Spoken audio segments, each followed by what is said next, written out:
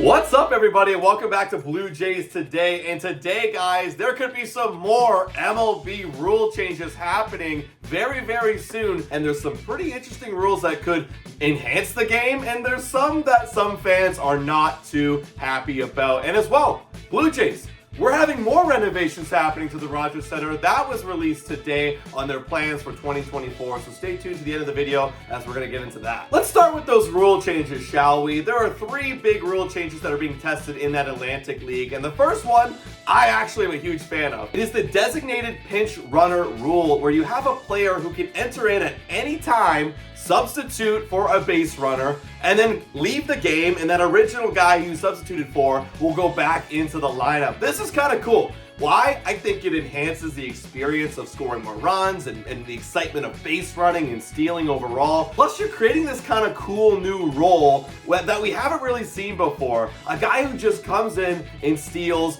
throughout the entire game. It's a new look at like pinch running in general, so I'm all about it. And then the second rule gets kind of questionable. They're proposing only one disengagement allowed for the pitcher. For those who don't know, there's only 2 disengagements allowed currently at the MLB level. So they're going to lower that 2 disengagement rule down to 1. 1 is kind of bonkers. Like, you're basically eliminating pickoffs from the game completely, and you're just allowing the biggest leads for every base runner. So we'll see. I don't know. I have my opinion isn't formed because I got to see what happens currently with the 2 disengagement rule. And then the last one, guys, I don't think I'm a fan of at all. It's called the double hook rule. Now, it's not officially called that, proposed by Jason Stark. Basically what that means is that if a starting pitcher doesn't go 5 innings, that team will lose their DH spot. So it will return back to a traditional pitcher role. I get why they're doing this, because they want to encourage the starting pitcher role to come back.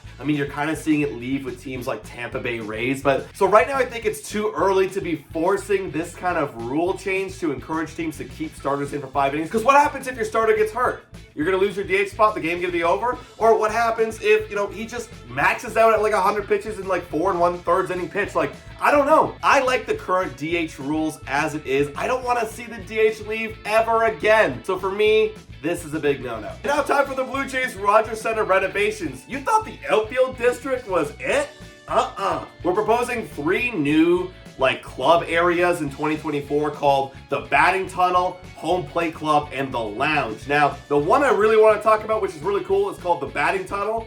And this is something they have already in San Diego, where basically it's a bar, it's a lounge with a big glass wall where you can look into the team's batting cage. I don't know if I'm going to be able to afford going to the batting tunnel, but it's cool. Someone should go look at it. And that's all the MLB and Blue Jays news for today, guys. We're going to be going live for a live play-by-play tomorrow against the Houston Astros, so you guys don't want to miss it. Make sure to comment and like this video. And guys, as always, go Jays go.